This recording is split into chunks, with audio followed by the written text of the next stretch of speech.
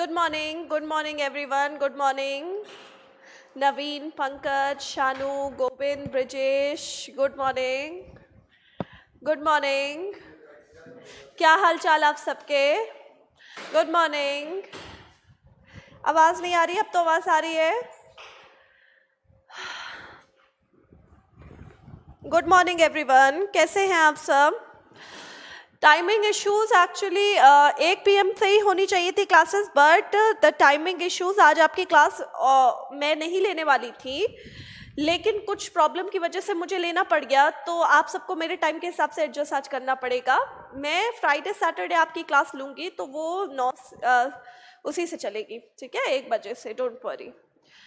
वालेकुम अस्सलाम एवरीवन. वालेकुम अस्सलाम. Good morning. मैं बहुत अच्छी हूँ. आप सब कैसे हैं? कल की क्लास समझ में आई थी या नहीं आई थी आप सबको?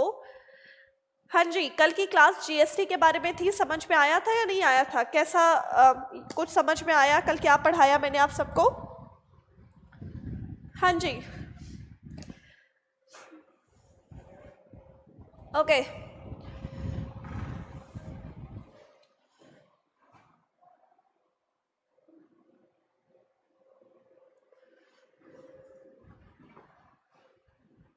बहुत अच्छा लगा. Thank you so much bank, thank you so much. मैंने कल आपकी फर्स्ट क्लास ली थी जीएसटी की.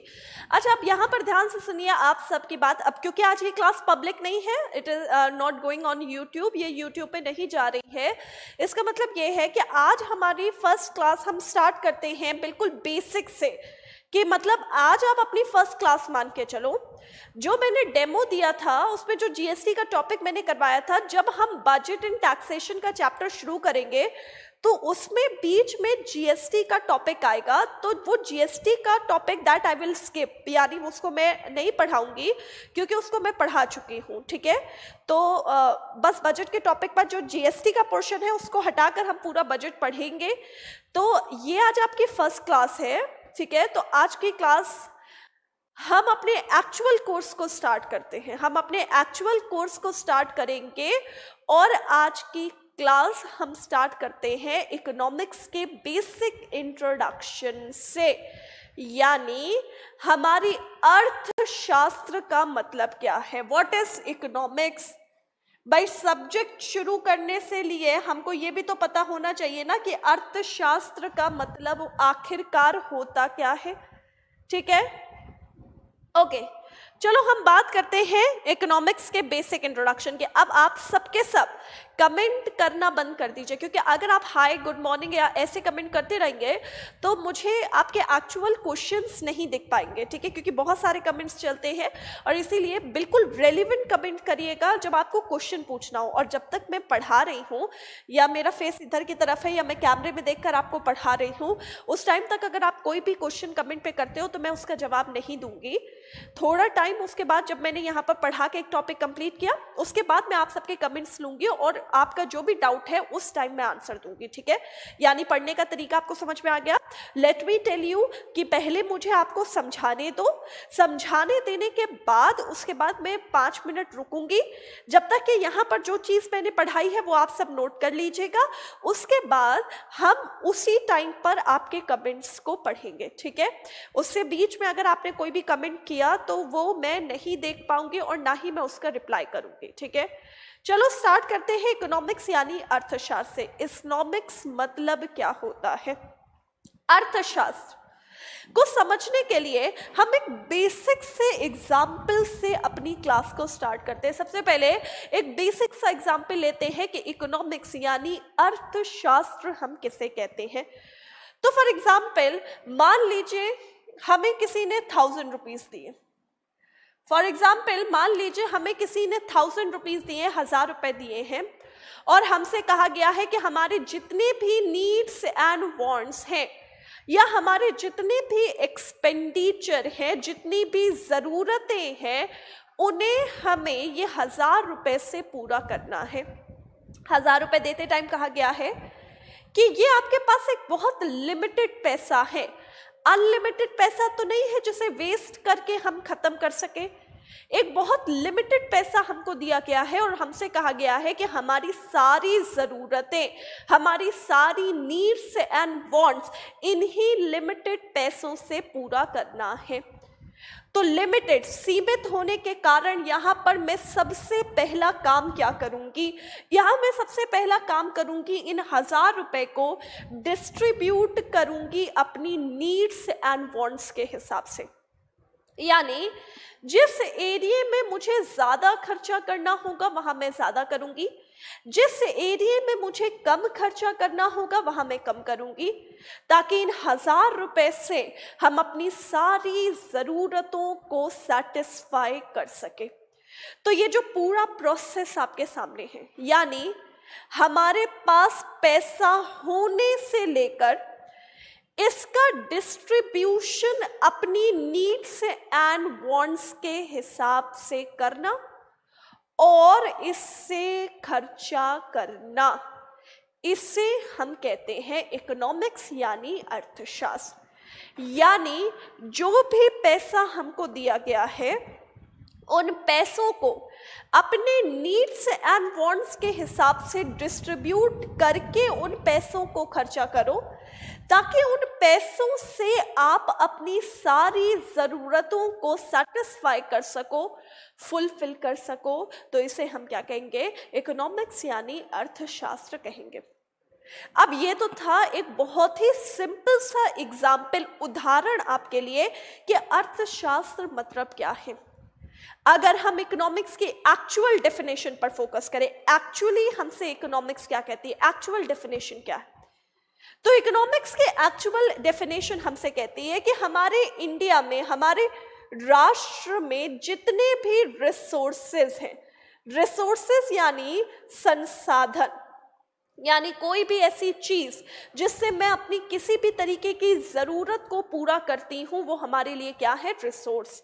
फॉर एग्जाम्पल, मान लीजिए मुझे गर्मी लग रही है, मैंने यहाँ पर एसी ऑन करवा दिया, तो एसी मेरी जरूरत को पूरा कर रहा है, तो मेरे लिए क्या है, रिसोर्स। फॉर एग्जाम्पल, मान लीजिए मुझे भूख लगी है, मैंने खाना खाया, तो खाना मेरे लिए क्या हो गया, रिसोर्स। यानी कोई भी ऐसी चीज जिससे मैं अपनी किसी भी तरीके की जरूरत को पूरा कर रही हूं, वो मेरे लिए क्या है, रिसोर्स है। इकोनॉमिक्स कह रही है हमारे इंडिया में जो भी रिसोर्स है, जो भी संसाधन है, वो बहुत ज्यादा लिमिटेड है, स्केर्स है, यानी कम है। लेकिन वहीं पर अगर हम बात करते हैं हमारे इंडिया की नीड्स एंड वांट्स की, तो हमारी जो इंडिया की ज़रूरतें हैं और जो इंडिया की नीड्स एंड वांट्स है, वो क्या है, अनलिमिटेड। कहा जा रहा है हमारी इकोनॉमी में रिसोर्सेज यानी संसाधन लिमिटेड है, लेकिन रिसोर्सेज को जो पूरा करने के लिए वांट्स है, जरूरतें हैं, वो क्या है, अनलिमिटेड है, यानी असीमित है। तो इकोनॉमिक्स यानी अर्थशास्त्र क्या कह रही है, इन लिमिटेड रिसोर्सेज का एलोकेशन यानी डिस्ट्रीब्यूशन इतनी अच्छी तरीके से करो कि हम लोगों की अनलिमिटेड वांट्स को फुलफिल कर सके, सेटिस्फाई कर सके। तो इसे हम क्या कहेंगे, इकोनॉमिक्स यानी अर्थशास्त्र। यानी जो भी हमारी ज़रूरतें थी, उन ज़रूरतों को पूरा करने के लिए जो भी रिसोर्स थे, उन रिसोर्सेस को इतनी अच्छी तरीके से बांटो ताकि लोगों की अनलिमिटेड वांट्स फुलफिल हो सके, अनलिमिटेड वांट्स सेटिस्फाई हो सके। तो इस पूरे प्रोसेस को हम अर्थशास्त्र कहेंगे। अब ये थी इकोनॉमिक्स की एक्चुअल एग्जाम्पल या एक्चुअल डेफिनेशन, और ये है इकोनॉमिक्स का एग्जाम्पल। अब इन दोनों को आपस में रिलेट करो। आपस में रिलेट करने में हम क्या देख रहे हैं, अगर मैं एग्जाम्पल में देखूं, यहां मैं अगर आपसे क्वेश्चन करूं कि भाई मुझे मेरी जरूरत को पूरा करने के लिए क्या दिया गया, अगर मैं यहां पर आपसे क्वेश्चन करूं कि भाई इस एग्जाम्पल में मुझे मेरी जरूरत को पूरा करने के लिए क्या दिया गया है, तो यहां मुझे मेरी जरूरत को पूरा करने के लिए क्या दिया गया है, 1000 रुपए दिए गए। ठीक है, यानी 1000 रुपए क्योंकि मेरी जरूरत को पूरा कर रहा है, तो मेरे लिए क्या है, एक लिमिटेड रिसोर्स है, मेरे लिए क्या है, एक सीमित संसाधन है जिसको मैं बांट रही हूं ताकि अभी मैं सिर्फ अपनी जरूरत पूरी कर सकूं। इसी तरीके से हमारे पूरे राष्ट्र में जितने भी लिमिटेड रिसोर्स मौजूद हैं उसे बांटना, ताकि हर किसी की नीड्स एंड वांट्स फुलफिल हो सके, सेटिस्फाई हो सके। तो इस पूरे प्रोसेस को हम क्या कहेंगे? इकोनॉमिक्स यानी अर्थशास्त्र के नाम से जानेंगे। क्लियर है सबको अच्छी तरीके से? नेक्स्ट इंपॉर्टेंट थिंग, अगर आपने यहाँ पर इकोनॉमिक्स की डेफिनेशन को ध्यान से सुना और समझा है तो आपको ये समझ में आ गया होगा कि हमारे इकोनॉमिक्स के काम करने का एक बहुत ही बेसिक सा प्रिंसिपल होता है। एक ऐसा बेसिक प्रिंसिपल जो अगर मौजूद ना हो तो हमारे इकोनॉमिक्स पढ़ने का कोई भी फायदा नहीं है। और उस बेसिक प्रिंसिपल को हम कहते हैं डिमांड एंड सप्लाई, यानी हिंदी में कहते हैं मांग और पूर्ति। हम क्या मानते हैं? हम मानते हैं हमारी इकोनॉमिक्स के काम करने का एक बेसिक प्रिंसिपल है, that is known as demand and supply. क्योंकि अगर डिमांड एंड सप्लाई मौजूद ना हो तो ना ही हमारे इकोनॉमिक्स को पढ़ने का कोई फायदा है और ना ही हमारी इकोनॉमिक्स पढ़ी जा सकती है। क्यों? क्योंकि हमारे इकोनॉमिक्स की जहां तक हम बात करते हैं कि अगर हम यहां अपने दिमाग में क्वेश्चन करते हैं कि इकोनॉमिक्स आखिरकार है क्या, तो क्वेश्चन क्या है? इकोनॉमिक्स क्या है? लिमिटेड रिसोर्सेस का एलोकेशन है, ठीक है। लिमिटेड रिसोर्सेस का एलोकेशन में अगर मैं सवाल कर रही हूं कि लिमिटेड रिसोर्सेस आखिरकार बांटने की वजह क्या है, क्या वजह है कि हम अपने लिमिटेड रिसोर्स को बांट रहे हैं, तो लिमिटेड रिसोर्स के बांटने की वजह क्या है कि हमारे इंडिया में जो लोग हैं उनकी कुछ क्या है? डिमांड्स, मांगे हैं। भाई आप हैं, हम सबकी कुछ क्या है? डिमांड्स हैं, कुछ क्या है? मांगे हैं। हमारी डिमांड्स को पूरा करने के लिए हमको जरूरत किस चीज की पड़ती है? सप्लाई की। भाई मान लो मुझे भूख लगी है तो मुझे खाने की जरूरत है, यानी अगर मेरी कुछ मांग है तो उसको पूरा करने के लिए मुझे जरूरत किस चीज की पड़ेगी? सप्लाई की। और इस सप्लाई को क्रिएट करने के लिए हमारे पास क्या मौजूद है? लिमिटेड रिसोर्सेस मौजूद है। लिमिटेड रिसोर्स को आखिरकार बांटने की वजह क्या है? लिमिटेड रिसोर्स आखिरकार क्यों बांटा जा रहा है? ताकि हमारी डिमांड को हम सप्लाई देकर क्या कर सके? फुलफिल कर सके, यानी पूरा कर सके। और इसीलिए अगर मान लो यही मौजूद ना हो, अज्यूम करो यही मौजूद ना हो, यानी हमारे इंडिया में जो लोग हैं उनकी कुछ डिमांड्स ही नहीं है, बताओ क्या उन्हें सप्लाई की जरूरत पड़ेगी? नहीं। अगर उन्हें सप्लाई की जरूरत ही नहीं पड़ेगी तो क्या वो बेवजह अपने लिमिटेड रिसोर्स को बांटेंगे? नहीं बांटेंगे। यानी इकोनॉमिक्स शुरू होने से पहले ही खत्म हो गई। इकोनॉमिक्स शुरू होने से पहले ही खत्म हो गई। क्यों? क्योंकि उसमें डिमांड एंड सप्लाई का फंक्शन मौजूद नहीं था। और इसीलिए याद रखना, कभी कोई पूछे अर्थशास्त्र के काम करने का बेसिक प्रिंसिपल क्या है, तो अर्थशास्त्र के काम करने का बेसिक प्रिंसिपल क्या है? Demand and supply. ठीक है, समझ में आ गया अच्छी तरीके से? Okay, next important thing,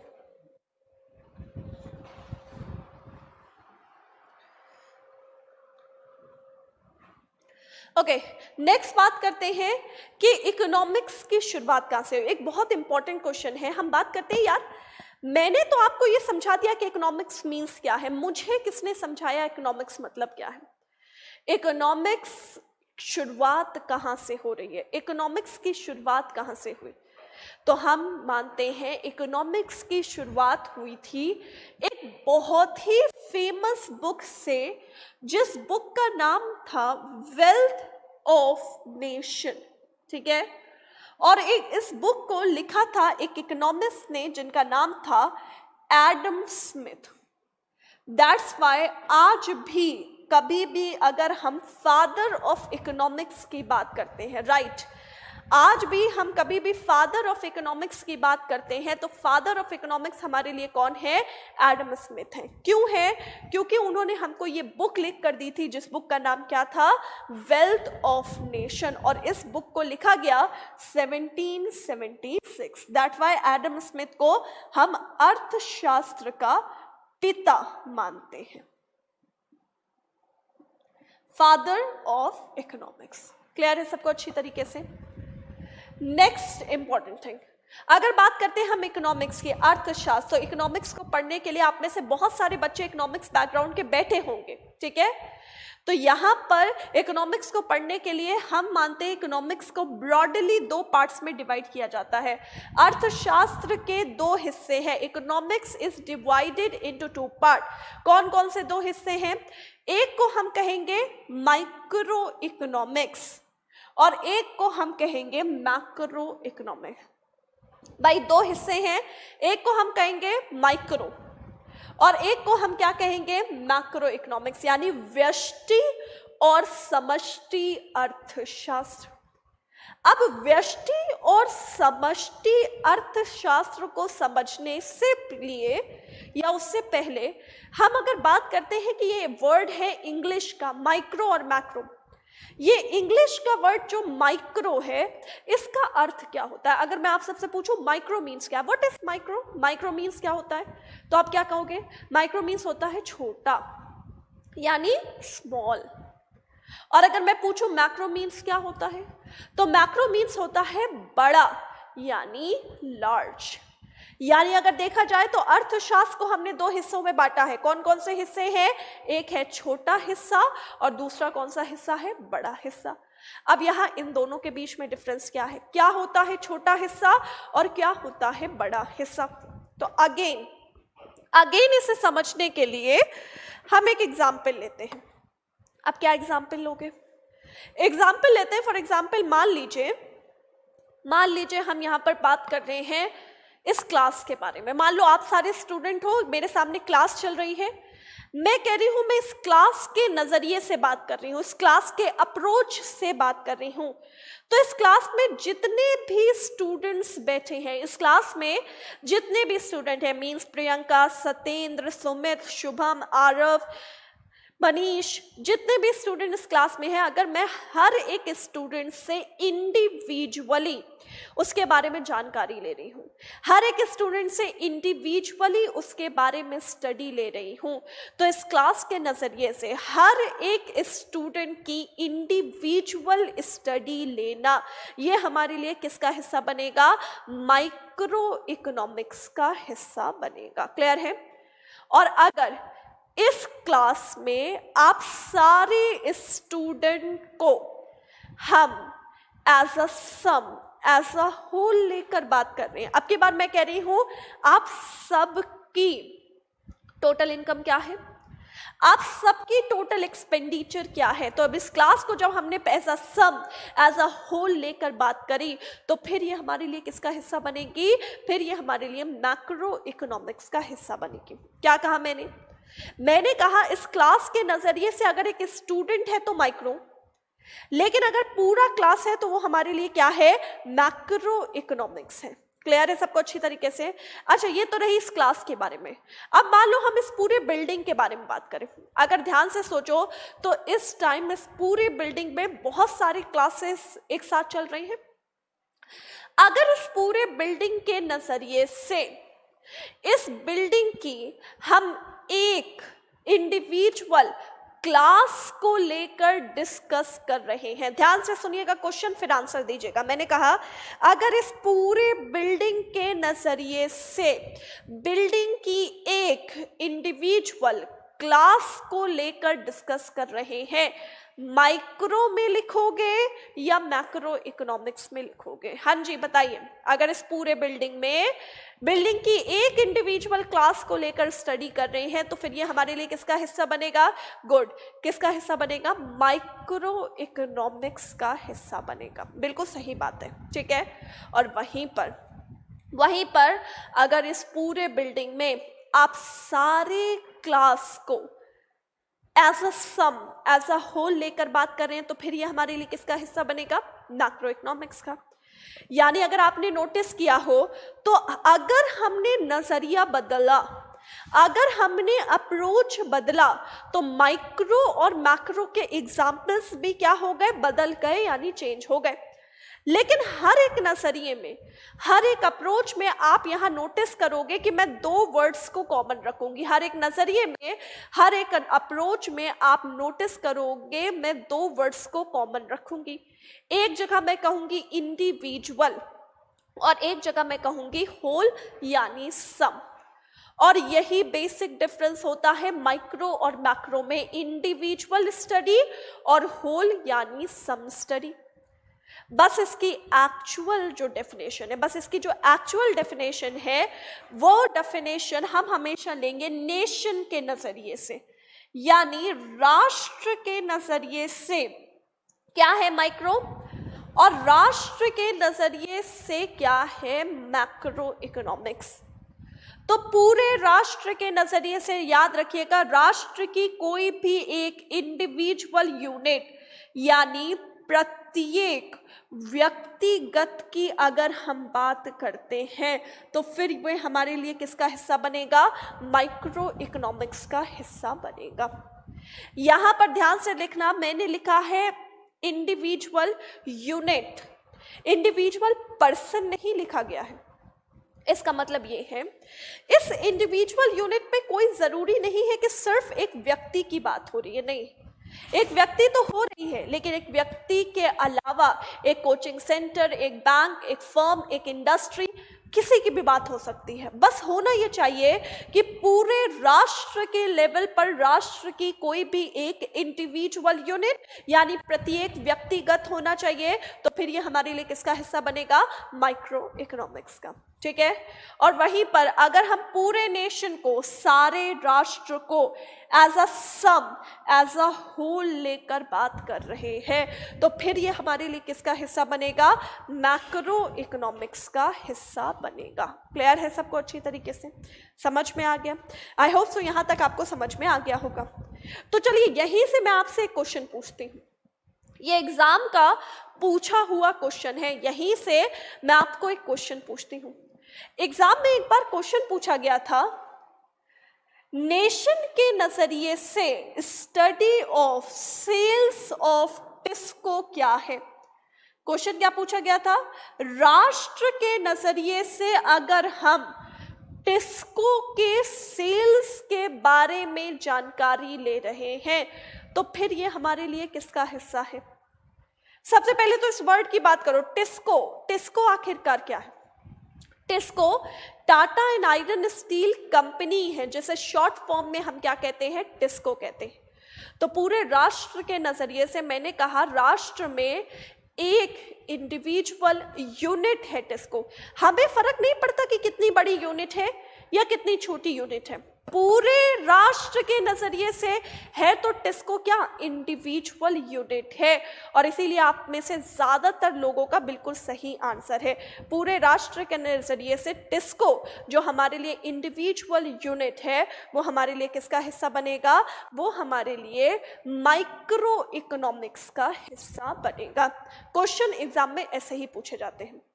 individual unit तो माइक्रो है, होल है, सम है तो वो क्या है, मैक्रो है।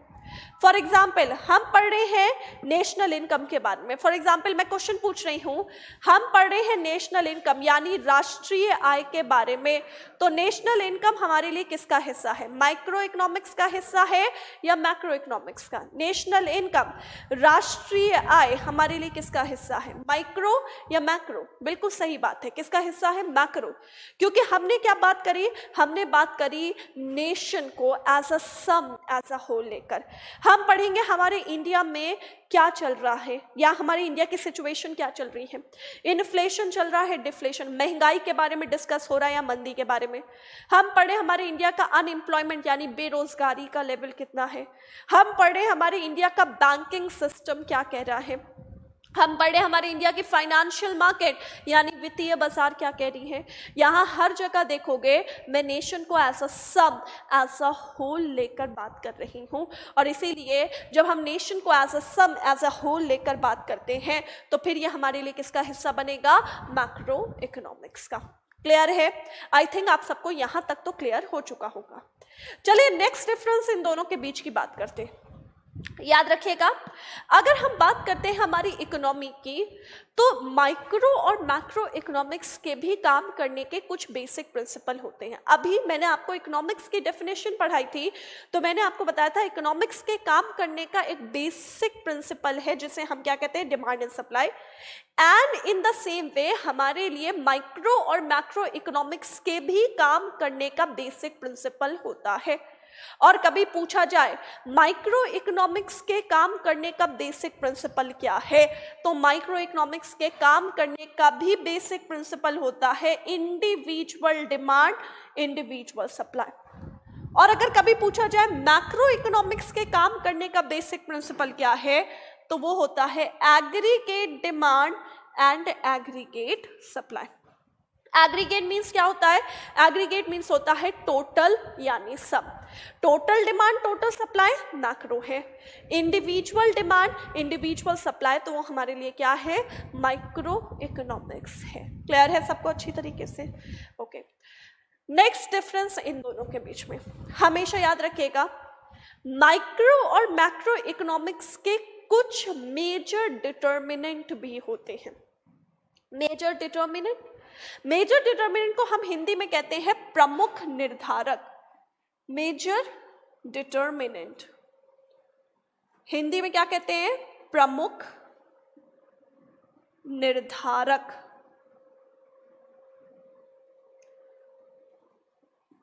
हमेशा इनके कुछ मेजर डिटर्मिनेंट होते हैं। मेजर डिटर्मिनेंट यानी इनमें ज़्यादातर आप जितने भी टॉपिक्स पढ़ेंगे वो डायरेक्टली और इनडायरेक्टली रिलेट करेंगे उनके मेजर डिटर्मिनेंट से। कभी भी पूछा जाए माइक्रो इकोनॉमिक्स का मेजर डिटर्मिनेंट क्या है यानी प्रमुख निर्धारक क्या है, तो उसे हम कहते हैं प्राइस यानी कीमत। और वहीं पर अगर कभी पूछा जाए मैक्रो इकोनॉमिक्स का मेजर डिटर्मिनेंट यानी प्रमुख निर्धारक क्या है, तो उसे हम कहते हैं इनकम यानी आय। एक बार एग्जाम में सीजीएल में यहां से क्वेश्चन पूछा गया था, क्वेश्चन पूछा गया था income theory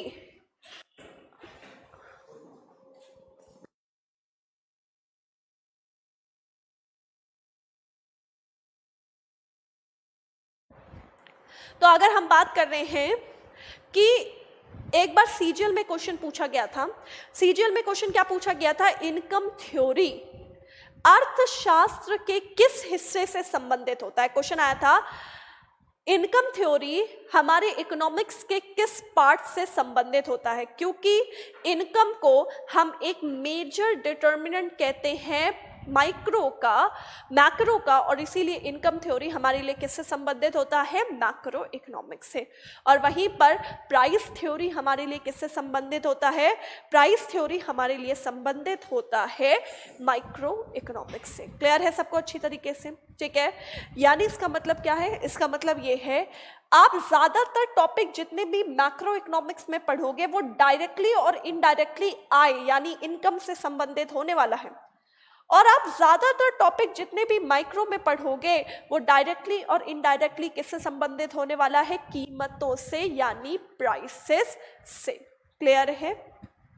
okay, next important thing, चलिए हम बात करते हैं इनके फादर के यानी पिता के। अभी मैंने आपको बताया फादर ऑफ इकोनॉमिक्स कौन है, हाँ जी आंसर दीजिए चलिए सबके सब। अभी रिसेंटली मैंने आपको बताया ना फादर ऑफ इकोनॉमिक्स कौन है, अर्थशास्त्र के पिता कौन है, कौन है अर्थशास्त्र के पिता, अर्थशास्त्र के पिता हैं एडम स्मिथ। बिल्कुल सही बात है, एडम स्मिथ है। तो अब अगर कभी आपसे क्वेश्चन पूछा जाए फादर ऑफ माइक्रो इकोनॉमिक्स कौन है या फादर ऑफ मैक्रो इकोनॉमिक्स कौन है, क्वेश्चन पूछा जाए फादर ऑफ मैक्रो कौन है या फादर ऑफ माइक्रो कौन है, तो याद रखिएगा कभी भी पूछा जाए फादर ऑफ माइक्रो इकोनॉमिक्स तो माइक्रो इकोनॉमिक्स के पिता यानी फादर हैं एडम स्मिथ। एडम स्मिथ को पूरे इकोनॉमिक्स यानी अर्थशास्त्र का भी फादर कहा जाता है और माइक्रो और मैक्रो का भी फादर कहा जाता है। लेकिन अगर पूछा जाए फादर ऑफ मैक्रो कौन है, तो फादर ऑफ मैक्रो है हमारे लिए एक इकोनॉमिस्ट जिनका नाम है जॉन मेनार्ड कीन्स। तो याद रखेंगे कभी पूछा जाए मैक्रो के पिता कौन है मैक्रो के हैं J.M. कीन्स, फुल नेम लिख दिया जॉन मेनार्ड कीन्स। और अगर पूछा जाए माइक्रो इकोनॉमिक्स के पिता कौन है, तो माइक्रो इकोनॉमिक्स के पिता हैं एडम स्मिथ। ठीक है, ओके। नेक्स्ट बहुत ही इंपॉर्टेंट यहां से एक और चीज है, इसके साथ कभी आपसे ये पूछा जाए किसने सबसे पहली बार अर्थशास्त्र को दो हिस्सों में बांटा था। क्वेश्चन पूछा गया, who used the term micro and macro first, किसने सबसे पहली बार अर्थशास्त्र में समष्टि और व्यष्टि वर्ड का इस्तेमाल किया, या पूछा जाए सबसे पहली बार किसने अर्थशास्त्र को दो हिस्सों में बांटा। तो याद रखिएगा हमारी इकोनॉमिक्स सबसे पहली बार बटी थी 1933 पे, और इस टाइम ये बांटा किसने था, तो एक इकोनॉमिस्ट थे जिनका नाम था रैगनर फ्रिश। और इसीलिए याद रखिएगा बांटने की बात पूछी जाए तो रैगनर फ्रिश है, नहीं तो फादर की बात पूछी जाए तो ये है। तो यहां से इंपॉर्टेंट चीजें क्या हो गई, इंपॉर्टेंट चीजें हो गई। सबसे पहले तो फादर ऑफ इकोनॉमिक्स कौन है, हमारे लिए अर्थशास्त्र के पिता कौन है, बहुत इंपॉर्टेंट है, जहां अक्सर एग्जाम में क्वेश्चन पूछा जाता है। ठीक है, नेक्स्ट इंपॉर्टेंट थिंग, अगर क्वेश्चन पूछा जाए सबसे पहली बार अर्थशास्त्र को किस ईयर पे बांटा गया, तो 1933 में बांटा गया। किसने बांटा, रैगनर फ्रिश ने बांटा।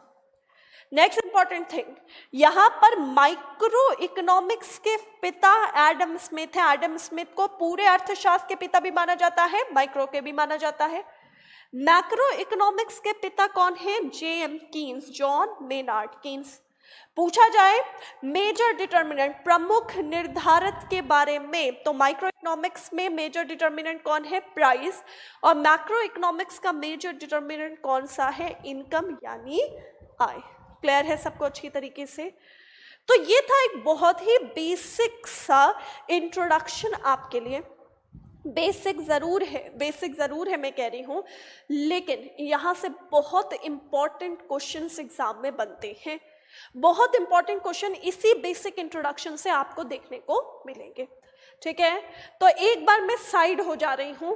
मेरी क्लास में याद रखना पेन कॉपी लेकर जरूर बैठना। ऑल्दो मैं आपको पीडीएफ पूरी प्रोवाइड करूंगी, लेकिन पढ़ने का बेहतर तरीका यह है कि जो मैं क्लास में पढ़ा रही हूं साथ ही साथ उसे लिखते जाओ। बहुत ज़रूरी है लिखना, क्योंकि हम जब एक तो मेरे लैंग्वेज बनाए गए नोट्स पे अलग बात है, और अगर आप साथ साथ बनाओगे तो उसकी अलग बात है। और इसीलिए मैं साइड हो जा रही हूँ, आप इसको एक बार नोट करो। नोट करने के बाद डन ज़रूर कह देना जब तक मैं आपके कमेंट्स का आंसर दे रही हूँ। ठीक है, चलो लिख लो इसे। इकोनॉमिक्स की एक्चुअल डेफिनेशन ये लिखी गई है। रोहन,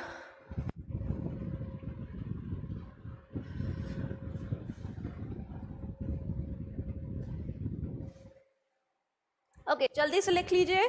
लिखने के बाद डन कह दीजिएगा।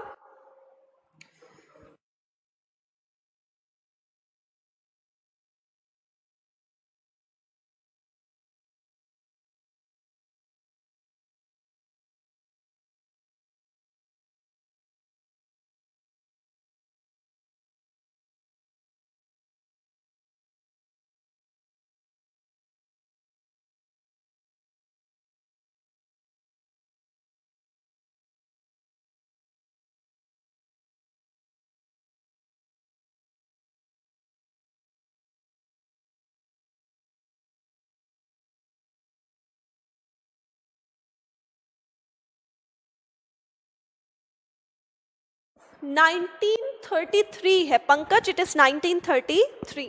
ठीक है, best book of economics, economics की बेस्ट बुक, इकोनॉमिक्स की बेस्ट बुक बहुत सारी है मार्केट में। इट डिपेंड्स कि आपको किसकी लैंग्वेज अच्छी लगती है। बहुत सब्जेक्टिव मैटर है कि अर्थशास्त्र की बुक सबसे अच्छी कौन सी है। बहुत मार्केट में बुक्स मौजूद है। It depends only on your language कि आपको कौन सी बुक सबसे अच्छी समझ में आ रही है। ठीक है, ओके चलो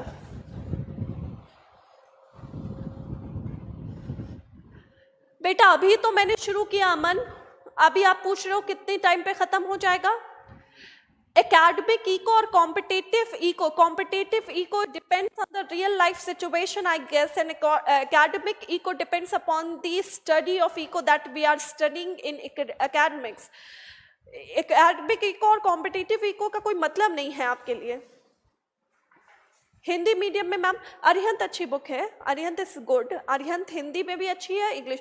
देखो मैं कहती हूँ कि इकोनॉमिक्स में अगर एमसीक्यूज करने हैं तो किरण नहीं लेना. किरण पब्लिकेशन की बुक मैं कभी रिकमेंड नहीं करती.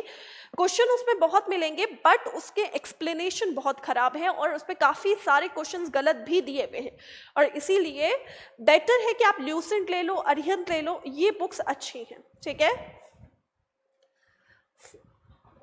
ओके चलो. तो अब हम इसके आगे पढ़ते हैं. यहां तक मेरे हिसाब से आप सबको समझ में आ गया होगा.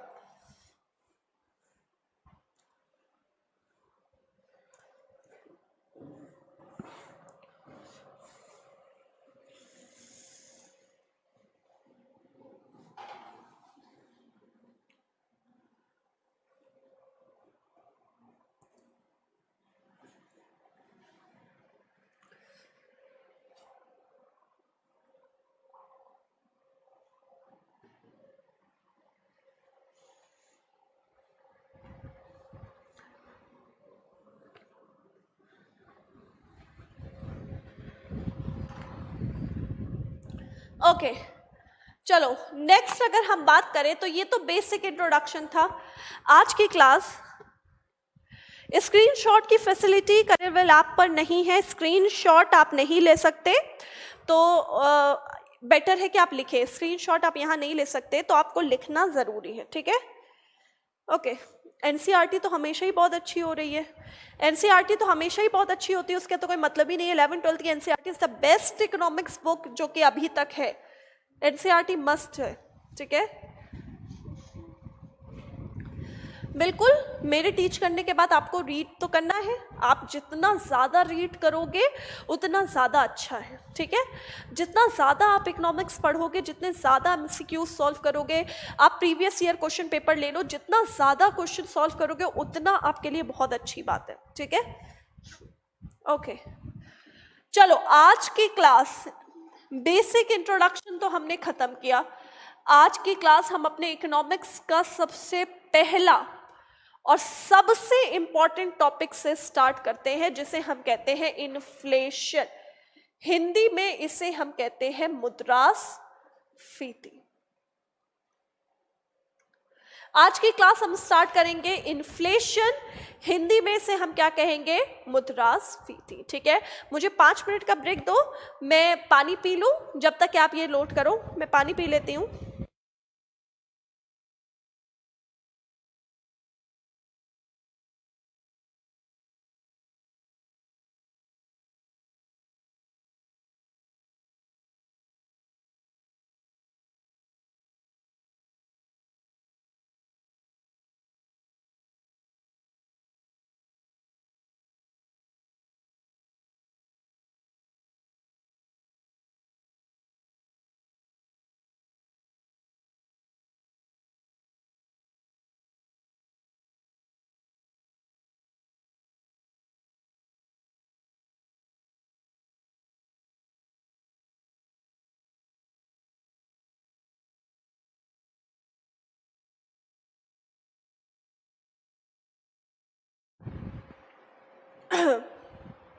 ओके धीरेन्द्र, एलोकेशन पूछे. एलोकेशन मतलब डिस्ट्रीब्यूशन, एलोकेशन मतलब बांटना.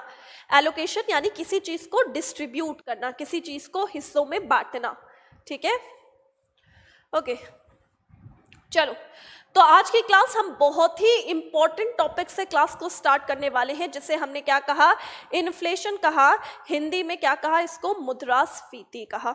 इन्फ्लेशन का टॉपिक समझने के लिए सबसे पहले तो यहाँ पर देखो, मैंने एक चार्ट बनाया है आपके सामने, ध्यान से देखिएगा। बहुत इंपॉर्टेंट टॉपिक है और ये काफी टफ टॉपिक कहा जाता है इकोनॉमिक का, सबसे टफ टॉपिक है इकोनॉमिक्स का। तो याद रखना कि यहाँ पर जो मैं आपको बताने वाली हूँ उसके लिए एक एक पॉइंट को बहुत ही ध्यान से और आराम से सुनना, ठीक है।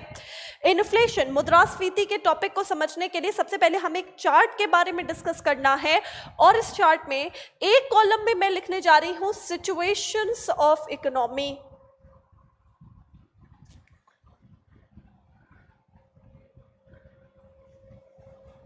दूसरे कॉलम में मैं लिखूंगी लिक्विडिटी, हिंदी में कहते हैं तरलता, लिक्विडिटी हिंदी में तरलता।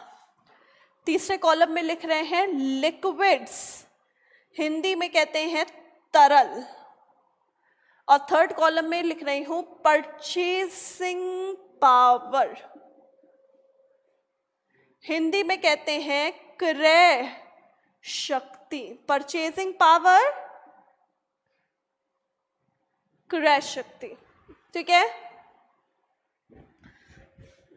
ओके, ध्यान से देखिए, यहां पर एक चार्ट बनाया है मैंने आप सबके सामने, और चार्ट बनाने में क्या लिखा है, एक कॉलम में मैंने लिखा है सिचुएशन ऑफ इकोनॉमी, यानी अर्थशास्त्र के क्या क्या प्रकार हैं, अर्थशास्त्र के क्या क्या सिचुएशन है, क्या क्या स्थितियां हैं। एक कॉलम में मैंने लिखा है लिक्विडिटी, हिंदी में से हम कहते हैं तरलता। लिक्विडिटी का मतलब present cash flow of economy, मतलब हमारे बाजार में कितना पैसा मौजूद है, हमारे बाजार पर कितना कैश पैसा मौजूद है, इसे हम क्या कहते हैं, लिक्विडिटी।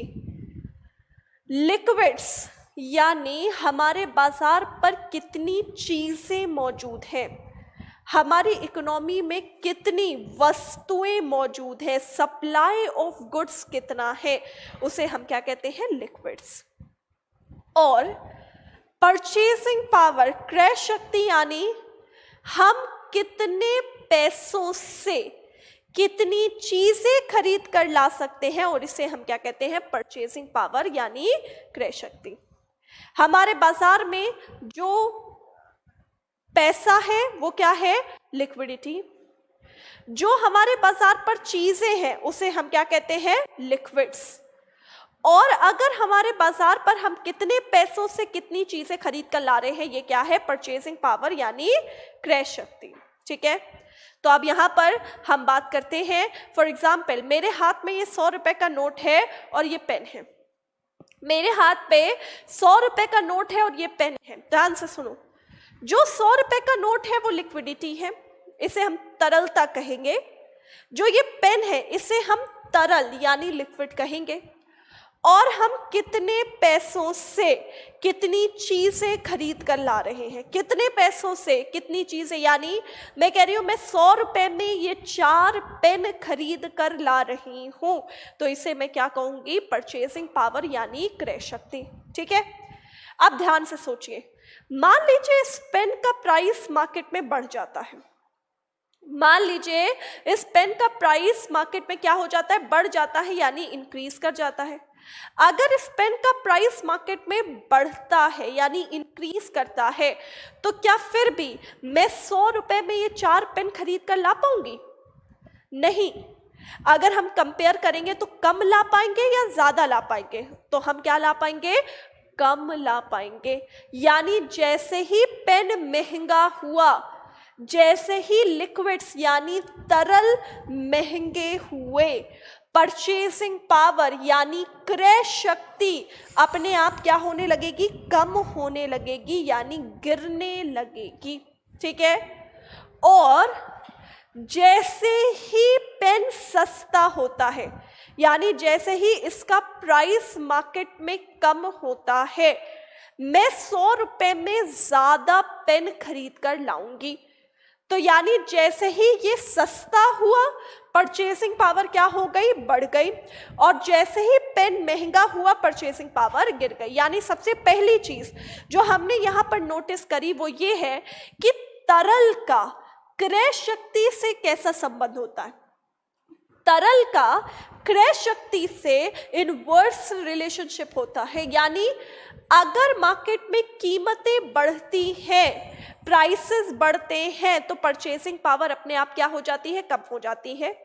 और अगर मार्केट में चीजें सस्ती होती हैं तो मार्केट में परचेसिंग पावर अपने आप क्या हो जाती है, बढ़ जाती है। दूसरी इंपॉर्टेंट थिंग, परचेसिंग पावर के लिए सबसे पहले प्राइसेस तो जिम्मेदार होते ही हैं। परचेसिंग पावर बढ़ने के लिए या घटने के लिए सबसे पहली चीज जो हमें देखनी पड़ती है वो क्या होती है, प्राइसेस। यानी परचेसिंग पावर अगर ज्यादा है यानी प्राइसेस कम है, परचेसिंग पावर कम है तो प्राइसेस क्या है, ज्यादा। दूसरा, परचेसिंग पावर को बढ़ाने और घटाने के लिए एक और चीज रिस्पॉन्सिबल होती है जिसे हम कहते हैं करेंसी की वैल्यू, यानी मुद्रा की वैल्यू। यानी अगर हमारी इकोनॉमी पर फॉर एग्जाम्पल मेरे हाथ में 100 रुपए का नोट है, ध्यान से सोचो, मेरे हाथ में जो 100 रुपए का नोट है, अगर इस 100 रुपए के नोट की वैल्यू ही हमारी बाजार में बढ़ जाती है, मेरी इंडियन रुपी की वैल्यू हमारे बाजार में क्या हो जाती है, बढ़ जाती है, तो फिर मैं 100 रुपए में ज्यादा चीजें खरीद कर ला पाऊंगी। अगर 100 रुपए की वैल्यू ही बाजार में बढ़ जाती है तो फिर परचेसिंग पावर भी क्या हो जाती है, बढ़ जाती है। यानी परचेसिंग पावर बढ़ने के लिए क्या क्या चीज रिस्पॉन्सिबल हुई, या तो करेंसी की वैल्यू बढ़ जाए तो हमारे लिए परचेसिंग पावर बढ़ जाएगी, या फिर प्राइसेस घट जाए तो हमारे लिए परचेसिंग पावर क्या हो जाएगी, बढ़ जाएगी। इसी तरीके से परचेसिंग पावर कम है तो इसके लिए भी दो चीज रिस्पॉन्सिबल है, क्या क्या, या तो हमारी करेंसी की वैल्यू कम हो जाए, क्योंकि अगर मेरे हाथ में 100 रुपए का नोट है, इस 100 रुपए के नोट की ही वैल्यू कम हो जाती है तो हमारी परचेसिंग पावर यानी क्रय शक्ति भी क्या हो जाएगी, कम हो जाएगी। या तो चीजें बाजार में महंगी हो जाए तो हमारे लिए परचेसिंग पावर क्या हो जाएगी, कम। क्लियर है सबको? यानी ध्यान से सोचो, अब तक मैंने क्या पॉइंट समझाए, दिमाग में धीरे धीरे करके इन चीजों को उतारो, क्योंकि अगर ये चीजें समझ में नहीं आई तो आगे मैं जितनी भी सिचुएशंस पढ़ाऊंगी कुछ भी समझ में नहीं आएगी। इसीलिए बिल्कुल ध्यान से एक एक ड्रॉप करके इसको अपने दिमाग में उतारो। क्या कहा गया, देखो ध्यान से, लिक्विडिटी यानी बाजार में मौजूद पैसा, हमारे हाथ में कितना पैसा है, कैश कितना है, लिक्विड्स, लिक्विडिटी, ठीक है, हिंदी में क्या कहते हैं, तरलता। हमारे बाजार में कितनी चीजें हैं, कॉमोडिटी कितनी है, उसे हम क्या कहते हैं, तरल। कितने पैसों से कितनी चीजें खरीद कर ला रहे हैं, ये क्या है, क्रय शक्ति है। याद रखना, प्राइसेस अगर मार्केट में बढ़ जा रहे हैं, पेन महंगा हो जा रहा है तो परचेसिंग पावर क्या हो जाएगी, कम। अगर पेन सस्ता हो जाएगा तो परचेसिंग पावर क्या हो जाएगी, बढ़ जाएगी, क्योंकि अगर 10 रुपए का पेन 8 का मिलेगा तो मैं 100 रुपए में ज्यादा पेन खरीद कर लाऊंगी। तो 100 रुपए में ज्यादा पेन खरीद कर ला पा रही हूं, क्यों, क्योंकि पेन का प्राइस मार्केट में क्या हुआ है, कम हुआ है, ठीक है। तो यानी अगर लिक्विड्स, ये क्या है, लिक्विड्स, तरल, अगर इसका प्राइस कम हुआ तो परचेसिंग पावर क्या हो गई, बढ़ गई। अगर इसका प्राइस बढ़ा तो परचेसिंग पावर क्या हो गई, कम हो गई। क्लियर है? आई होप सो यहां तक आपको अच्छी तरीके से क्लियर हो चुका होगा, यहां तक कोई डाउट नहीं होगा। अब इन्हीं 30 चीज को हम रिलेट करके मार्केट की डिफरेंट सिचुएशन समझेंगे। हर एक सिचुएशन को पहले तो मैं यहां पर ध्यान से आपको उसका डेफिनेशन बताऊंगी, यानी मतलब बताऊंगी। उसके बाद हम उसका रिलेशन यानी करेक्टरिस्टिक्स पढ़ेंगे। करेक्टरिस्टिक्स यानी ये पढ़ेंगे इस टाइम हमारी इकोनॉमी पर लिक्विडिटी कैसी होगी, ज्यादा होगी या कम होगी, इस टाइम हमारे लिक्विड्स कैसे होंगे, ज्यादा होंगे या कम होंगे, या इस टाइम हमारी परचेसिंग पावर कैसी होगी, ज्यादा होगी या कम होगी। तो यही चीज हम यहाँ पर इन डिटेल समझने की कोशिश करेंगे, ठीक है। ओके, क्वेश्चन क्या है आपके, सीवी बढ़ने पर प्राइस नहीं बढ़ेगा क्या? देखो, करेंसी की वैल्यू से हम प्राइसेस का संबंध नहीं निकाल ले, हम क्या कह रहे हैं, अगर हमारी इकोनॉमी में करेंसी की वैल्यू बढ़ेगी तो हमारी परचेसिंग पावर बढ़ेगी। क्यों? क्योंकि जब मेरी डॉलर के मुकाबले जब मेरी करेंसी की वैल्यू बढ़ेगी तो मैं ज़्यादा सामान खरीद सकती हूँ। इट इज़ नॉट नेसेसरी कि अगर करेंसी की वैल्यू बढ़ रही है तो कीमत भी बढ़ेगी, ऐसा कुछ नहीं है। ठीक है, ओके। अभिजीत पूछ रहे हैं करेंसी की वैल्यू बढ़ना और घटना क्या है। बेटा करेंसी की वैल्यू बढ़ना मतलब बढ़ना, घटना मतलब घटना, इसमें क्या बताऊं मैं, क्वेश्चन समझ में नहीं आया आपका मुझे। यस प्रयास, बिल्कुल सही बात है। Liquidity is equals to money supply, liquidity money supply है, लिक्विड्स कमोडिटी सप्लाई, वस्तु की सप्लाई। ठीक है, ओके। और कोई डाउट यहां से? इतने तक कोई और डाउट है तो पूछ लो जल्दी से, वरना तो आगे बढ़ूं।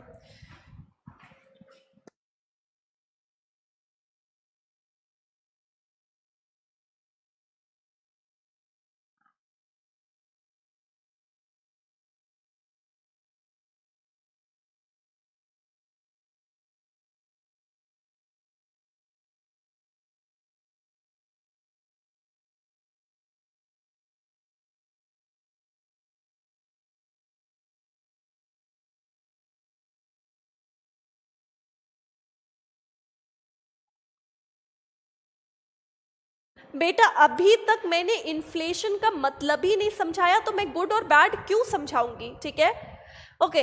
चलो सबसे पहले हम यहाँ पर फर्स्ट सिचुएशन से स्टार्ट करते हैं। इन डिटेल हम धीरे धीरे चीज़ों को पढ़ते हैं और इन डिटेल सिचुएशंस को समझने की कोशिश करते हैं। ठीक है, तो सबसे पहली situation that is known as inflation. सबसे पहले हम पढ़ेंगे किसके बारे में?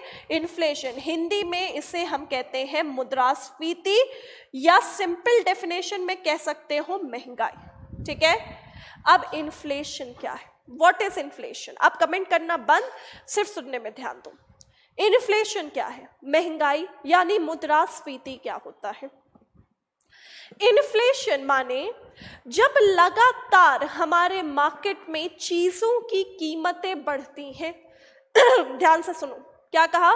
जब लगातार हमारे बाजार पर चीजों की कीमतें बढ़ती हैं जिसके कारण हमारी परचेजिंग पावर यानी खरीदने की शक्ति कम होती जाती है, उसे हम क्या कहते हैं? इन्फ्लेशन।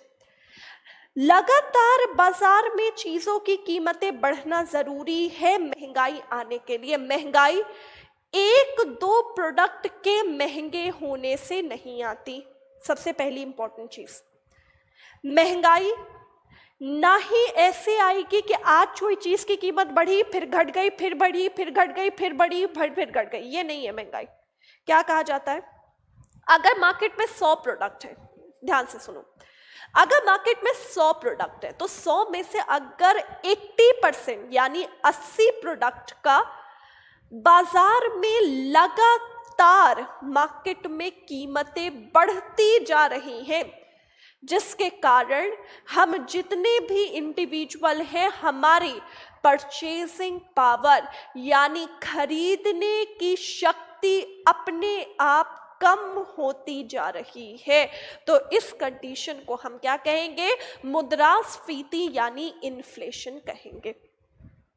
अब इन्फ्लेशन के समय लिक्विडिटी, लिक्विड्स और परचेजिंग पावर का आपस में क्या संबंध होता है? तो सबसे पहले कभी भी लिक्विडिटी और महंगाई, तरलता और मुद्रास्फीति का इन्फ्लेशन हो तो हमेशा याद रखिएगा, during the time of inflation, मुद्रास्फीति के समय पर बाजार में मौजूद पैसा यानी बाजार में मौजूद लिक्विडिटी क्या होगी? ज्यादा होगी। बाजार में मौजूद पैसा क्या होगा? ज्यादा। हमेशा ज्यादा पैसे होने से बाजार में चीजें क्या हो जाती हैं? महंगी। ऐसा क्यों है? क्योंकि फॉर एग्जाम्पल मान लीजिए हम सारे के सारे लोग हैं, अगर हम सबके जेबों में ज्यादा पैसे आते हैं, अगर हम सबके जेबों में पहले के मुकाबले ज्यादा पैसे आते हैं, जैसे कि फॉर एग्जांपल हम सबके जेबों में प्राइसेस क्या होते हैं या इनकम हमारी क्या हो जाती है? बढ़ जाती है। जैसे ही हमारी जेब में ज्यादा पैसे आएंगे ना, तो हम अलग अलग तरीके से चीजों की डिमांड्स को मार्केट में क्या करेंगे, बढ़ाने लगेंगे। भाई फॉर एग्जाम्पल, आप में से कोई ऑलरेडी एमआई का यूजर है। फॉर एग्जाम्पल, आप फोन में से कोई एमआई का फोन यूज कर रहे हैं, ठीक है।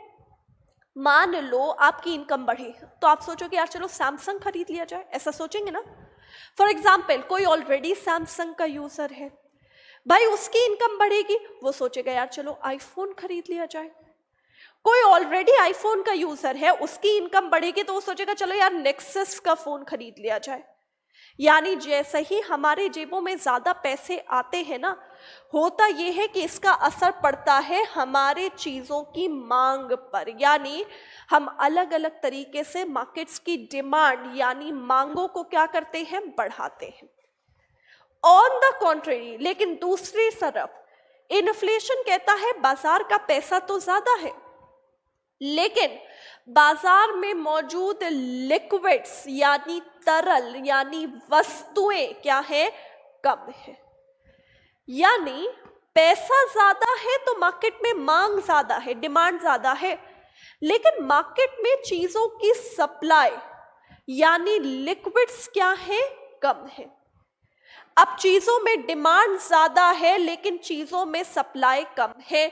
आप खुद जानते हो, अगर कोई चीज को मांग करने वाले ज्यादा है, डिमांड करने वाले ज्यादा है, लेकिन मार्केट में उसकी सप्लाई कम है, तो चीजें महंगी होंगी या सस्ती होंगी, तो अपने आप चीजें क्या हो जाएंगी, महंगी हो जाएंगी। और जैसे ही चीजें महंगी होंगी, परचेजिंग पावर यानी क्रय शक्ति अपने आप क्या हो जाएगी, कम हो जाएगी। तो उससे हम क्या कहेंगे, इन्फ्लेशन यानी महंगाई कहेंगे।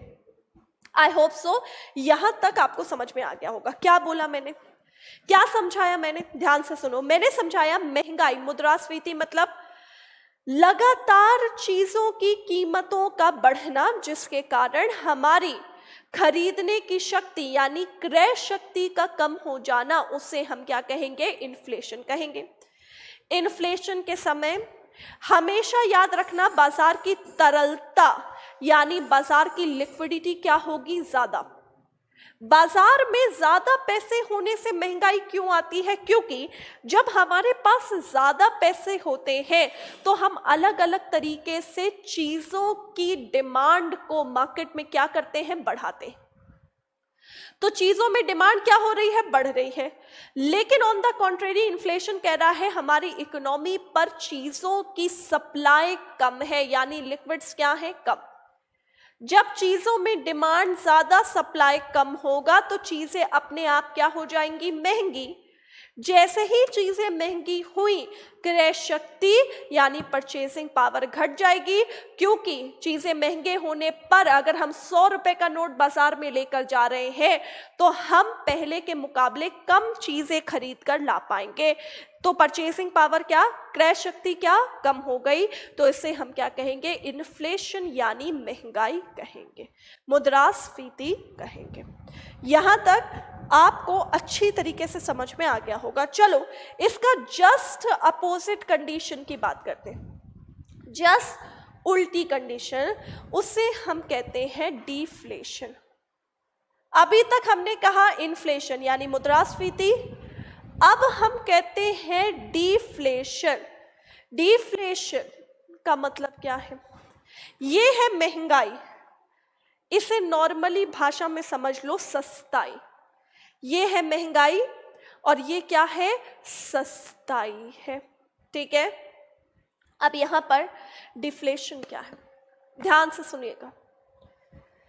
जब लगातार मार्केट में चीजों की कीमतें घटती जाएं, जब लगातार मार्केट में चीजों की कीमतें घटती जाएं, जिसके कारण हमारी परचेसिंग पावर यानी खरीदने की शक्ति बढ़ती जाए, उसे हम क्या कहेंगे, डिफ्लेशन कहेंगे, यानी सस्ताई कहेंगे। ये महंगाई है, ये सस्ताई है। या फिर ऐसे कह लो कि मैम जब इन्फ्लेशन ही नेगेटिव हो जा रहा है, जब इन्फ्लेशन ही नेगेटिव हो जा रहा है तो इसे हम क्या कहेंगे, डिफ्लेशन कहेंगे। दोनों में से कोई डेफिनेशन सही है। लगातार चीजों का सस्ता होना, परचेजिंग पावर का बढ़ जाना, या फिर कह लो कि जब मार्केट में मैम इन्फ्लेशन नेगेटिव वैल्यू में आने लगे तो उसे हम डिफ्लेशन की कैटेगरी में रख देते हैं। जैसे कोई इकोनॉमी में कह रहा है -10% महंगाई है, फॉर एग्जाम्पल आपके सामने किसी ने कहा -10% महंगाई है, तो आप क्या कहोगे, उसे महंगाई ना कहो, वो -10% क्या है, डिफ्लेशन की कैटेगरी है। ठीक है, समझ में आ गया। अब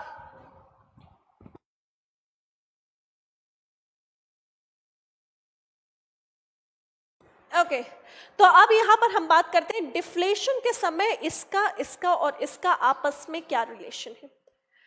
तो डिफ्लेशन के समय याद रखिएगा, सबसे पहले डिफ्लेशन अगर हम इकोनॉमिक्स की भाषा में कहते हैं तो डिफ्लेशन को हम कहते हैं अपस्फीति।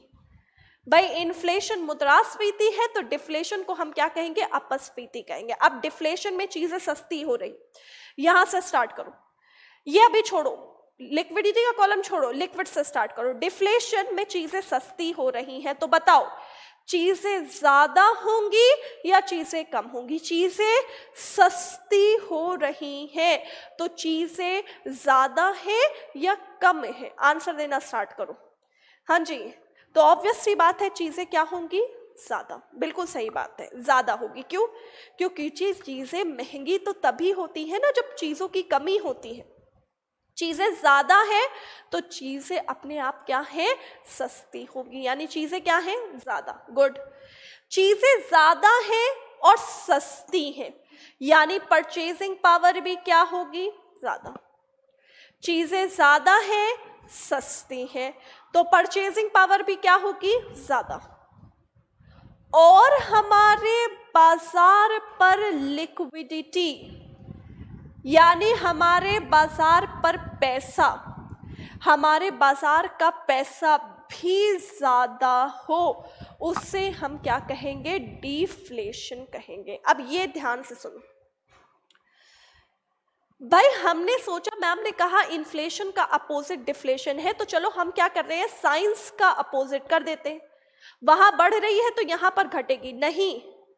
डिफ्लेशन एक ऐसी स्थिति जो कह रहा है कि आपके पास कोई कमी ना हो। डिफ्लेशन वो स्थिति है जो कह रहा है आपके पास किसी भी तरीके की कोई कमी ना हो, यानी आपके बैंक अकाउंट में पैसा भी खूब हो, आपके पास खूब पैसा हो, चीजें भी अर्थव्यवस्था में खूब हो और चीजें सस्ती भी हो। सिंपल भाषा में सुनो, डिफ्लेशन यानी जब हम सब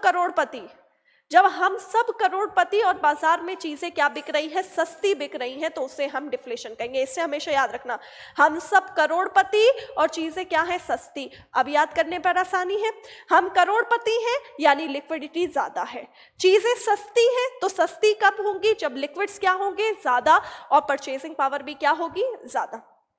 लेकिन मैम यहां पर कम क्यों नहीं हुआ, यहां पर लिक्विडिटी कम क्यों नहीं हुआ, क्योंकि आप सब ये बात जानते हो कि हमने ये तो सुना है कि भाई बाजार में चीजें महंगी हो रही हैं, हमारी इनकम बढ़ रही है। सुनते हो, पेट्रोल महंगा हो रहा है, दाल चावल महंगा हो रहा है, रहना महंगा हो रहा है, खाना पीना महंगा हो रहा है, तो अक्सर देखते हो लोगों का इंक्रीमेंट होता है, सरकारी एम्प्लॉयज़ की सैलरी बढ़ जाती है, प्राइवेट एम्प्लॉयज़ की सैलरी बढ़ जाती है। क्यों, क्योंकि जैसे ही चीज़ें महंगी होती हैं हमें उसे अफोर्ड करने के लिए ज़्यादा पैसा चाहिए और बाजार का लिक्विडिटी भी क्या होने लगता है, बढ़ने लगता है। लेकिन क्या कभी आपने ये सुना है क्योंकि बाजार में चीजें सस्ती हो गई इसीलिए सरकार ने अपने सरकारी एम्प्लॉयज की सैलरी घटा दी? कभी ऐसा सुना है कि भाई क्योंकि पेट्रोल सस्ता है तो सरकार अनाउंस कर रही है नहीं, अब लोगों की इनकम घटा दो क्योंकि लोगों को ज्यादा पैसों की जरूरत नहीं है। या फॉर एग्जाम्पल मान लो मेरी इनकम फिलहाल अगर मान लो 1 लाख रुपए है और अगर मान लीजिए मैं अगले साल मेरी इनकम बढ़कर 1.5 लाख हो गई, उसके अगले साल 2 लाख और मान लो चौथे साल डिफ्लेशन आ गया, तो डिफ्लेशन आने के बाद क्या तुम मेरी इनकम को 2 लाख से कम करके फिर 1.5 लाख करोगे या 1.5 लाख से कम करके फिर 1 लाख करोगे? ऐसा नहीं है। याद रखिएगा डिफ्लेशन और इन्फ्लेशन का कॉमन पॉइंट इन दोनों का, मुद्रास्फीति और अपस्फीति का कॉमन पॉइंट ये कहता है कि दोनों समय बाजार में पैसा ज्यादा होगा, दोनों समय बाजार में पैसा क्या होगा, ज्यादा होगा। लेकिन इन्फ्लेशन में चीजें महंगी क्यों हुई? क्योंकि चीजों की कमी थी। डिफ्लेशन में चीजें सस्ती क्यों हुई? क्योंकि मार्केट में चीजें क्या थी, ज्यादा थी। समझ में आया? पहले फिर से ध्यान से सुनो, अब ध्यान से सुनो इन दोनों को दोबारा से। इन्फ्लेशन मीन्स होता है हमारी इकोनॉमी पर चीजों का महंगा होना, परचेजिंग पावर का घट जाना। डिफ्लेशन चीजों का सस्ता होना, परचेजिंग पावर का बढ़ जाना। इन्फ्लेशन को हिंदी में मुद्रास्फीति, डिफ्लेशन को हिंदी में अपस्फीति के नाम से जानते हैं। दोनों समय कॉमन पॉइंट यही था कि दोनों समय पैसा हमारी जेबों में ज्यादा ही था, लेकिन मुद्रास्फीति के समय चीजें कमी होने के कारण चीजें महंगी हो जाती हैं, तो परचेसिंग पावर कम हो जाती है। लेकिन डिफ्लेशन के समय कहा जा रहा है क्योंकि हमारे बाजार पर चीजें बढ़ गई हैं, तो चीजें अपने आप क्या हो गई हैं, सस्ती हो गई हैं। डिफ्लेशन में अगर एक लाइन से हमें याद रखना है तो डिफ्लेशन का एक लाइन कहता है जब हम सब करोड़पति हो और चीजें क्या बिक रही हो, सस्ती, कोई कमी ना हो, हमारे पास पैसा भी खूब है, चीजें भी खूब है और परचेसिंग पावर भी खूब है। क्लियर है सबको अच्छी तरीके से? यहां तक कोई डाउट हो तो पूछो। मैम आप लाइव हो क्या? आयुष बिल्कुल लाइव हूं मैं, ठीक है। चलो यहां तक मेरे हिसाब से आपको कोई डाउट नहीं होना चाहिए। लगे लगे मैं आपको थर्ड सिचुएशन भी समझा दूं। अभी हमने पढ़ा इन्फ्लेशन, फिर हमने पढ़ा डिफ्लेशन, अब हम यहां पर पढ़ेंगे डिसइन्फ्लेशन। मुद्रास्फीति, अपस्फीति और इसे कहते हैं विस्फीति। ठीक है, अब ध्यान से देखिए, तीन वर्ड्स हैं, तीन वर्ड्स हैं।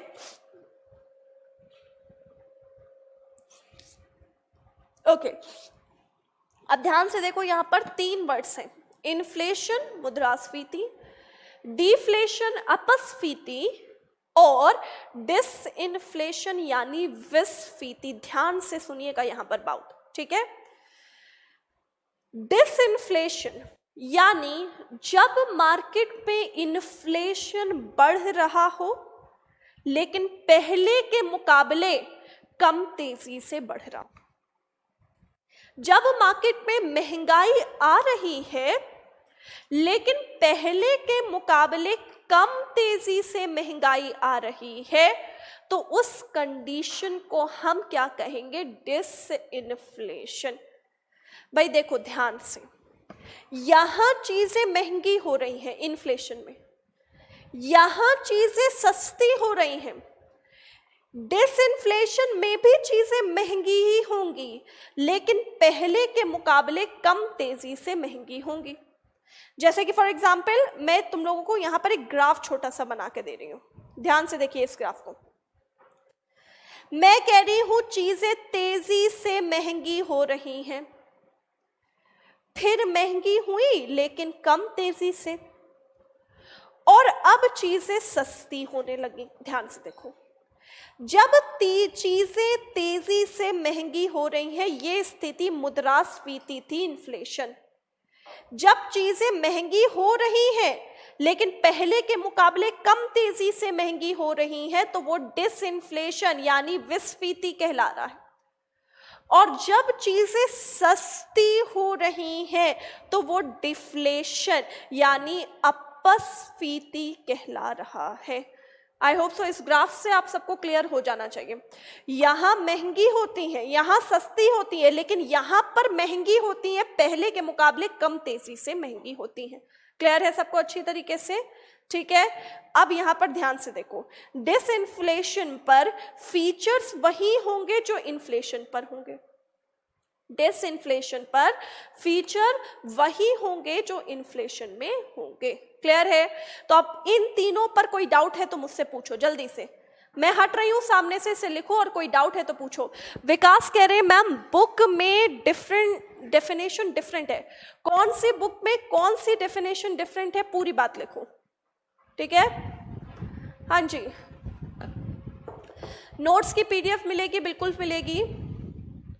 प्राइस यानी भूमि, प्राइस यानी कीमत, लिक्विड्स यानी तरल यानी वस्तु, तरल मतलब वस्तु, प्राइसेस यानी तरल की कीमतें, ठीक है।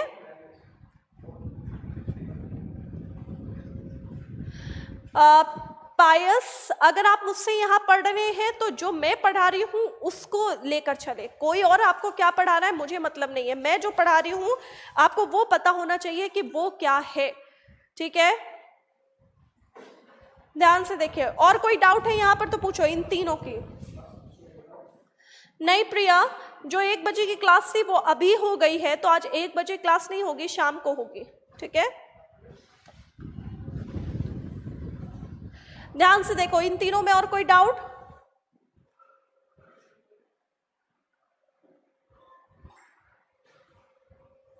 रामेश्वर जी आप बाद में आए हैं शायद, मैंने बिल्कुल बेसिक से ही शुरू किया है, ठीक है।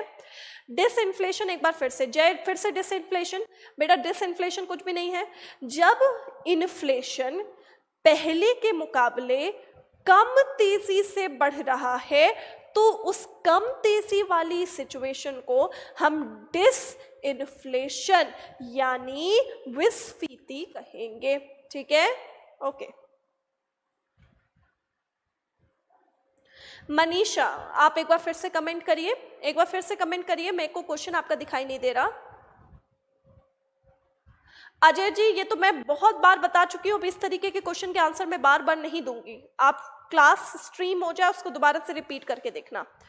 राहुल जी ग्राफ फिर से बता दो, ध्यान से देखो बेटा, ध्यान से देखो यहाँ पर, जब प्राइसेस तेजी से बढ़ रहे थे इन्फ्लेशन आ रहा था, प्राइसेस बढ़ रहे हैं लेकिन उतनी तेजी से नहीं बढ़ रहे जितनी यहां बढ़ रहे थे, तो ये डिसइन्फ्लेशन है। और जब प्राइसेस गिर रहे हैं तो वो क्या है, डिफ्लेशन है, ठीक है। मोहित जी नोट्स मिल जाएंगे आपको, परेशान ना होइए।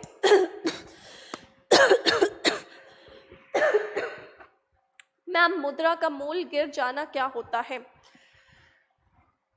भाई करेंसी का मूल्य गिर जाना जब हमारी 1 रुपये की वैल्यू,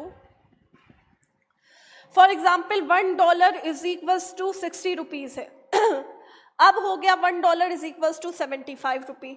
जब $1 को खरीदने के लिए हमको जेब से 60 रुपए देने पड़ रहे थे, अब वही $1 को खरीदने के लिए मुझे अपनी जेब से 75 रुपए देने पड़ रहे हैं, यानी हमारी रुपये की वैल्यू गिरी, डॉलर की वैल्यू क्या हो गई, बढ़ गई।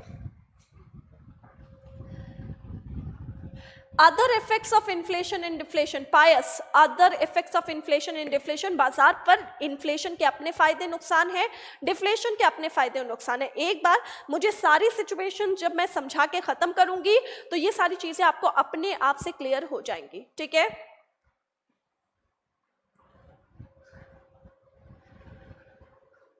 संदीप जी यहां पर है प्राइसेस और यहां पर है XYZ प्रोडक्ट, कुछ भी, ठीक है। ये प्राइसेस है, ये मार्केट की XYZ सिचुएशन है। बेटू 1 बजे क्लास नहीं चलेगी, अब जो क्लास आपकी 1 बजे थी वो मैंने 9:30 से 11 ले ली, ठीक है। ओके तो मेरे हिसाब से आप सबके क्वेश्चन के आंसर दे दिए मैंने, ठीक है। तो एक बार ध्यान से देखो, आज की क्लास हम इतना ही रखेंगे ताकि दिमाग में आपके ओवरफ्लो ना हो जाए। क्या क्या पढ़ा दिया, ठीक है, क्या क्या पढ़ा दिया, ध्यान से देखो। लिक्विडिटी पैसा, तरलता, लिक्विड्स चीजें, तरल, परचेसिंग पावर, कितने पैसों से कितनी चीजें खरीद कर ला रहे हैं, ये क्या है, परचेसिंग पावर। ध्यान से सुनिएगा। इन्फ्लेशन मुद्रास्फीति, चीजों का महंगा होना, हमारे बाजार पर इस टाइम पैसा ज्यादा होगा, चीजें कम होंगी, परचेसिंग पावर भी क्या होगी, कम। दूसरा डिफ्लेशन, अपस्फीति, बाजार में पैसा ज्यादा है, लिक्विड्स भी ज्यादा है, परचेसिंग पावर भी ज्यादा है। डिसइंफ्लेशन वही सेम फीचर होगा जो इन्फ्लेशन में होगा। इस पे और इस पे अंतर ये है कि यहां पर महंगाई तेजी से बढ़ रही है, यहां पर पहले के मुकाबले महंगाई कम तेजी से बढ़ रही है, यानी चीजें यहां पर भी महंगी हो रही है, यहां पर भी महंगी हो रही है। डिफ्लेशन में चीजें क्या हो रही हैं, सस्ती हो रही हैं।